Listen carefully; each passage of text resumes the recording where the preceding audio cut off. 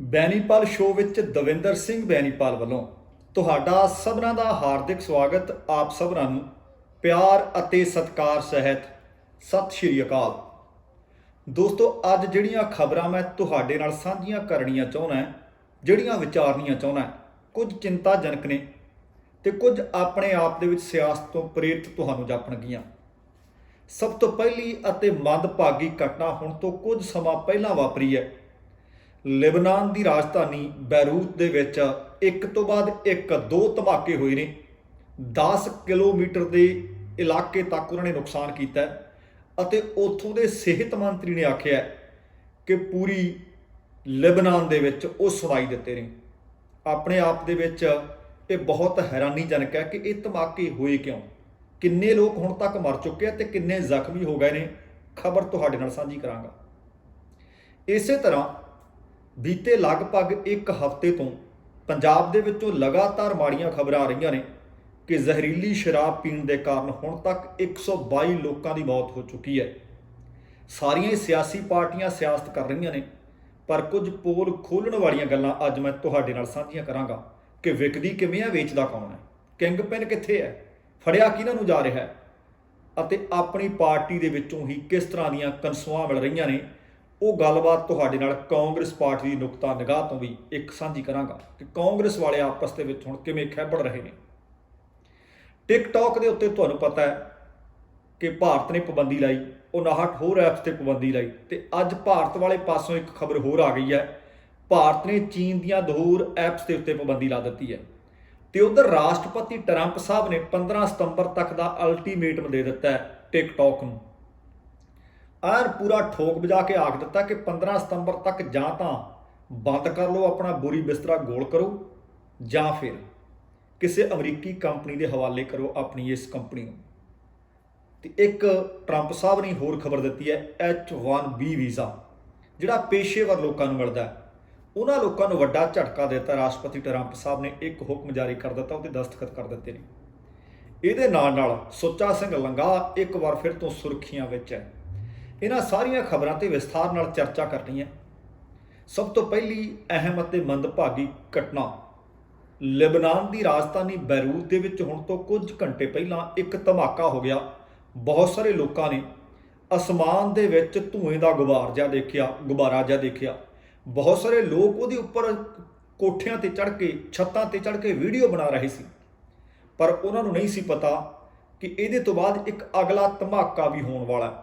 ਉਹ ਧਮਾਕਾ ਇੰਨਾ ਕੁ ਜ਼ਬਰਦਸਤ ਸੀ, ਹੁਣ ਤੱਕ ਮਿਲ ਰਹੀਆਂ ਜਾਣਕਾਰੀਆਂ ਦੇ ਹਿਸਾਬ ਨਾਲ, ਭਾਵੇਂ ਕਿ ਮੁੱਢਲੀਆਂ ਰਿਪੋਰਟਸ ਨੇ 30 ਲੋਕਾਂ ਦੀ ਮੌਤ ਹੋ ਚੁੱਕੀ ਹੈ, 3000 ਲੋਕ ਜ਼ਖਮੀ ਦੱਸੇ ਜਾ ਰਹੇ ਨੇ, ਜਿਨ੍ਹਾਂ ਵਿੱਚੋਂ ਬਹੁਤ ਜ਼ਿਆਦਾ ਦੀ ਹਾਲਤ ਗੰਭੀਰ ਬਣੀ ਹੋਈ ਹੈ।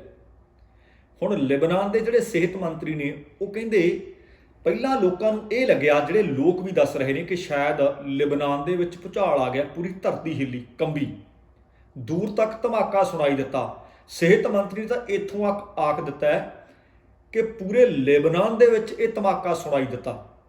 ਹੁਣ ਕਿੱਡਾ ਜ਼ਬਰਦਸਤ ਹੋਏਗਾ। ਦੂਰ ਦੂਰ ਤੱਕ 10 ਕਿਲੋਮੀਟਰ ਤੱਕ ਦੇ ਇਲਾਕੇ ਵਿੱਚ ਘਰਾਂ ਦੀਆਂ ਖਿੜਕੀਆਂ, ਸ਼ੀਸ਼ੇ ਟੁੱਟ ਚੁੱਕੇ ਹੈ। ਪਤਾ ਲੱਗਿਆ ਕਿ ਬੈਰੂਤ ਦੀ ਇੱਕ ਬੰਦਰਗਾਹ, ਇੱਕ ਪੋਰਟ ਤੇ ਖੜੇ ਜਹਾਜ਼ ਦੇ ਵਿੱਚ ਧਮਾਕਾ ਹੋਇਆ। ਪਹਿਲੀਆਂ ਖਬਰਾਂ ਆਈਆਂ ਸੀ ਕਿ ਇੱਕ ਵੇਅਰ ਹਾਊਸ ਦੇ ਵਿੱਚ ਧਮਾਕਾ ਹੋਇਆ। ਇਹ ਵੀ ਖਬਰ ਮਿਲ ਰਹੀ ਹੈ ਕਿ ਸ਼ਾਇਦ ਕੋਈ ਪਟਾਕੇ ਲੱਦੇ ਹੋਏ ਸੀ ਕਿਸੇ ਜਹਾਜ਼ ਦੇ ਵਿੱਚ, ਬਰੂਦ ਸੀ ਉਸ ਜਹਾਜ਼ ਦੇ ਵਿੱਚ, ਉਸ ਜਹਾਜ਼ ਦੇ ਵਿੱਚ ਇਹ ਧਮਾਕਾ ਹੋਇਆ।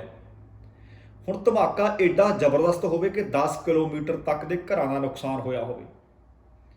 ਉੱਥੋਂ ਦੇ ਸਿਹਤ ਮੰਤਰੀ ਦਾ ਕਹਿਣਾ ਹੈ ਕਿ ਇਸ ਗੱਲ ਤੇ ਵੀ ਸ਼ੱਕ ਪ੍ਰਗਟਾਇਆ ਜਾ ਰਿਹਾ ਕਿ ਸ਼ਾਇਦ ਕੋਈ 에ਅਰ ਸਟ੍ਰਾਈਕ ਨਾ ਹੋਈ ਹੋਵੇ, ਕਿਸੇ ਨੇ ਕਿਸੇ ਰਾਕਟ ਦੇ ਨਾਲ ਇਹਦੇ ਤੇ ਹਮਲਾ ਨਾ ਕੀਤਾ ਹੋਵੇ। ਇਹਦੀ ਹਾਲੇ ਜਾਂਚ ਪੜਤਾਲ ਕੀਤੀ ਜਾਵੇਗੀ। ਪਰ ਇਹ ਹਰੀਰੀ ਨਾਂ ਦਾ ਇੱਕ ਇਲਾਕਾ ਪੈਂਦਾ, ਉੱਥੇ ਖੜੇ ਇੱਕ ਜਹਾਜ਼ ਤੇ ਇੱਕ ਵੇਅਰ ਹਾਊਸ ਦੇ ਵਿੱਚ ਧਮਾਕੇ ਦੀ ਖਬਰ ਹੈ, ਜਿਸ ਦੇ ਨਾਲ 30 ਘਰਾਂ ਦੇ ਵਿੱਚ 70 ਵਿੱਚ ਚੁੱਕਿਆ ਅਤੇ 3000 ਲੋਕ ਇਸ ਧਮਾਕੇ ਜਾਂ ਧਮਾਕਿਆਂ ਦੇ ਕਾਰਨ ਜ਼ਖਮੀ ਹੋ ਚੁੱਕੇ ਨੇ। ਸੋ ਹੁਣ ਆਉਣ ਵਾਲੇ ਸਮੇਂ ਦੇ ਵਿੱਚ ਇਹਦੀ ਕੀ ਅਪਡੇਟ ਆਉਂਦੀ ਹੈ ਤੁਹਾਡੇ ਨਾਲ ਸਾਂਝੀ ਕਰਾਂਗੇ। ਅਗਲੀ ਖਬਰ ਤੁਹਾਡੇ ਨਾਲ ਮੈਂ ਪੰਜਾਬ ਵਾਲੀ ਸਾਂਝੀ ਕਰਨੀ ਚਾਹੁੰਦਾ। ਪੰਜਾਬ ਦੇ ਬਟਾਲਾ, ਤਰਨਤਾਰਨ ਤੇ ਅੰਮ੍ਰਿਤਸਰ, ਇਹਨਾਂ ਤਿੰਨਾਂ ਹੀ ਇਲਾਕਿਆਂ ਦੇ ਵਿੱਚ, ਇਹਨਾਂ ਜ਼ਿਲ੍ਹਿਆਂ ਦੇ ਵਿੱਚ ਕਈ ਪਿੰਡਾਂ ਅਤੇ ਕਈ ਮੁਹੱਲਿਆਂ ਦੇ ਵਿੱਚ ਬਹੁਤ ਸਾਰੇ ਲੋਕ ਮੋਏ ਹੈ। ਖਾਸ ਕਰਕੇ ਗਰੀਬ ਲੋਕ ਸੀ ਜਿਨ੍ਹਾਂ ਲੋਕਾਂ ਦੀ ਮੌਤ ਹੋਈ ਆ, ਕੋਈ ਰਿਕਸ਼ਾ ਚਲਾਉਂਦਾ ਸੀ, ਕੋਈ ਰੇਹੜੀ ਲਾਉਂਦਾ ਸੀ, ਕੋਈ ਸਬਜ਼ੀ ਵੇਚਦਾ ਸੀ, ਕਈਆਂ ਘਰਾਂ ਦੇ ਵਿੱਚ ਕਮਾਉਣ ਵਾਲਾ ਤੁਰ ਗਿਆ। ਹੁਣ ਸਰਕਾਰ ਨੇ ਉਹਨਾਂ ਦੀਆਂ ਜਾਨਾਂ ਦਾ ਮੁੱਲ ਪਾਇਆ 2-2 ਲੱਖ ਰੁਪਈਆ। ਚੰਗਾ ਤਾਂ ਹੁੰਦਾ ਕਿ ਘੱਟੋ ਘੱਟ ਇਹ ਜਿੰਮਾ ਲਿਆ ਜਾਂਦਾ। ਮੈਂ ਤੁਹਾਡੇ ਨਾਲ ਕੱਲ੍ਹ ਵੀ ਖਬਰ ਸਾਂਝੀ ਕੀਤੀ ਸੀ ਕਿ ਇੱਕ ਪਰਿਵਾਰ 35 ਵਰਿਆਂ ਦਾ ਆਦਮੀ, 32 ਵਰਿਆਂ ਦੀ ਉਹਦੀ ਘਰਵਾਲੀ, ਸਦਮਾ ਨਾਲ ਸਹਾਰਦੀ ਉਹ ਵੀ ਦਮ ਤੋੜ ਗਈ ਹੈ। ਇੱਕ 14 ਕੁ ਵਰਿਆਂ ਦੀ ਧੀ, 13 ਕੁ ਵਰਿਆਂ ਦੀ, 12-11 ਵਰਿਆਂ ਦੇ ਬੱਚੇ ਹੈ। ਕੌਣ ਪਾਲੂ, ਕੌਣ ਪੜ੍ਹਾਊ? ਘੱਟੋ ਘੱਟ ਇਹ ਜਿੰਮਾ ਸਰਕਾਰ ਨੂੰ ਚੁੱਕਣਾ ਚਾਹੀਦਾ, ਕਿਉਂਕਿ ਸਰਕਾਰ ਕੁੰਭਕਰਨੀ ਨੀਂਦ ਸੁੱਤੀ ਪਈ ਹੈ। ਇੱਥੇ ਇਹ ਵੀ ਗੱਲ ਦੱਸਣੀ ਬਣਦੀ ਹੈ ਕਿ ਸਿਰਫ ਕਾਂਗਰਸ ਸਰਕਾਰ ਵੇਲੇ ਨਹੀਂ ਹੋ ਰਿਹਾ, ਇਹਦੇ ਤੋਂ ਪਹਿਲੀ ਸਰਕਾਰ ਵੇਲੇ ਵੀ ਹੋ ਰਿਹਾ ਸੀ, ਉਹ ਤੋਂ ਪਹਿਲੀ ਸਰਕਾਰ ਵੇਲੇ ਵੀ ਹੋ ਰਿਹਾ ਸੀ, ਉਹ ਤੋਂ ਪਹਿਲੀ ਸਰਕਾਰ ਵੇਲੇ ਵੀ ਹੋ ਰਿਹਾ ਸੀ।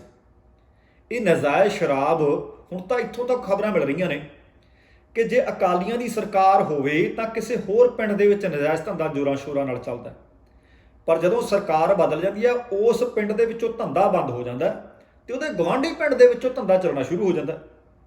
ਕੋਈ ਨਾ ਕੋਈ ਤਾਂ ਕਾਰਨ ਹੋਣਗੇ ਨਾ। ਹੁਣ ਇਹ ਸ਼ਰਾਬ ਉਸ ਤਰੀਕੇ ਨਾਲ ਨਹੀਂ ਕਿ ਅੱਗੇ ਕਹਿੰਦੇ ਸੀ ਚੱਲਦੀ ਭੱਠੀ ਫੜੀ ਗਈ, ਇਹ ਭੱਠੀਆਂ ਭੁੱਠੀਆਂ ਵਾਲਾ ਜ਼ਮਾਨਾ ਵੀ ਜਾਂਦਾ ਰਿਹਾ।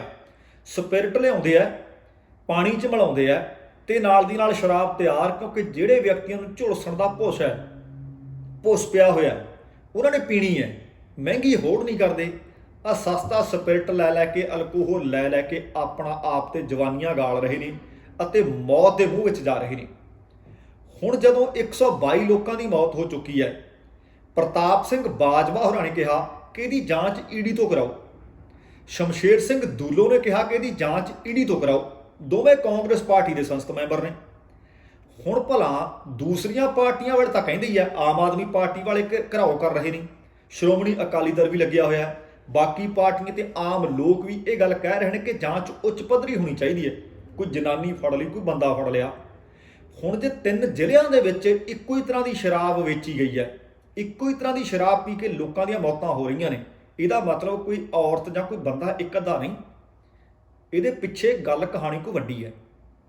ਇਹੀ ਗੱਲ ਸ਼ਮਸ਼ੇਰ ਸਿੰਘ ਦੂਲੋ ਨੇ ਕਹਿ ਦਿੱਤੀ ਹੈ, ਇਹੀ ਪ੍ਰਤਾਪ ਸਿੰਘ ਬਾਜਵਾ ਨੇ ਕਹਿ ਦਿੱਤੀ ਹੈ, ਇਹੀ ਭਗਵੰਤ ਮਾਨ ਨੇ ਕਹੀ ਹੈ, ਇਹੀ ਸੁਖਬੀਰ ਬਾਦਲ ਨੇ ਕਹੀ ਹੈ। ਪਰ ਉਹ ਕਦੇ ਬਗਾਨੇ ਤਾਂ ਚਲੋ ਠੀਕ ਹੈ ਕਹਿਣਾ, ਪਰ ਤੁਸੀਂ ਅੰਦਰੋਂ ਕਿਉਂ ਕਹੀ ਜਾਂਦੇ ਹੋ? ਕੱਲ ਸੂੰਡ ਸਾਹਿਬ ਨੇ ਵੀ ਕਿਹਾ ਸੀ ਕਿ ਆਬਕਾਰੀ ਵਿਭਾਗ, ਮੁੱਖ ਮੰਤਰੀ ਸਾਹਿਬ ਤੁਹਾਡੇ ਕੋਲ ਹੈ, ਕੁਝ ਥਾਣੇਦਾਰਾਂ ਨੂੰ ਮੁਅੱਤਲ ਕਰ ਦੇਣਾ, ਕੁਝ ਆਬਕਾਰੀ ਵਿਭਾਗ ਦੇ ਕਰਮਚਾਰੀ ਨੂੰ, ਮੁਲਾਜ਼ਮਾਂ ਨੂੰ ਮੁਅੱਤਲ ਕਰ ਦੇਣਾ, ਪਰ ਮੁਖੀ ਤਾਂ ਤੁਸੀਂ ਹੋ, ਮਹਿਕਮਾ ਤਾਂ ਤੁਹਾਡੇ ਕੋਲ ਹੈ। ਆਪਣੀ ਵੀ ਜ਼ਿੰਮੇਵਾਰੀ ਕਿਤੇ ਨਾ ਕਿਤੇ ਤਾਂ ਤੈਅ ਕਰਨੀ ਪਏਗੀ।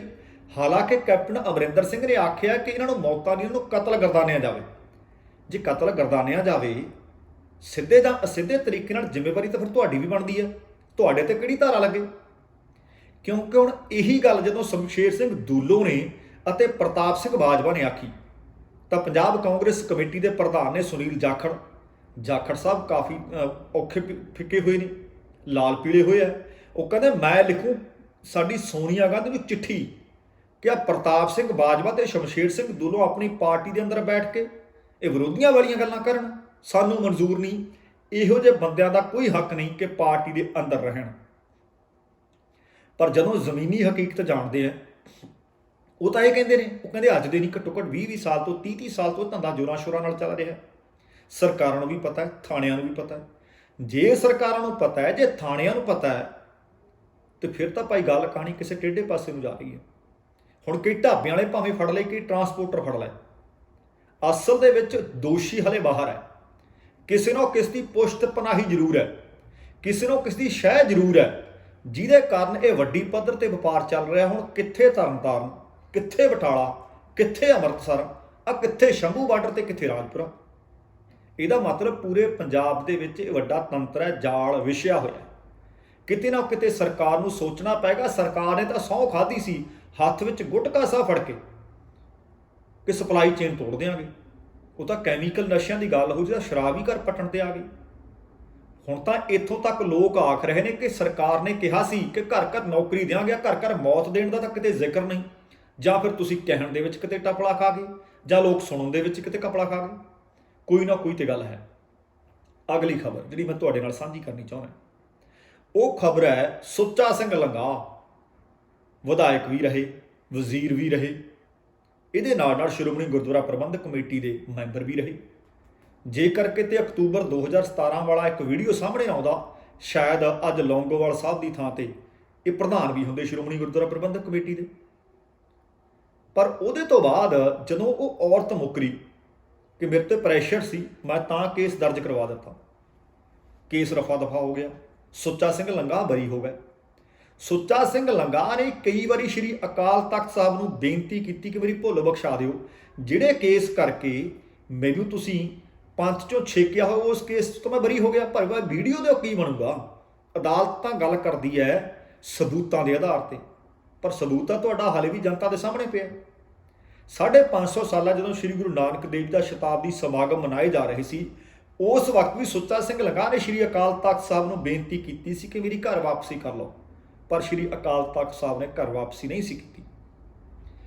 ਹੁਣ ਬੀਤੇ ਦਿਨੀ ਜਦੋਂ ਗੁਰਦਾਸ ਨੰਗਲ ਦੀ ਗੜੀ ਦੇ ਵਿੱਚ ਉੱਥੇ ਅੰਮ੍ਰਿਤਪਾਨ ਕਰ ਲਿਆ, 21 ਦਿਨ ਦੀ ਸੇਵਾ ਲਾ ਦਿੱਤੀ।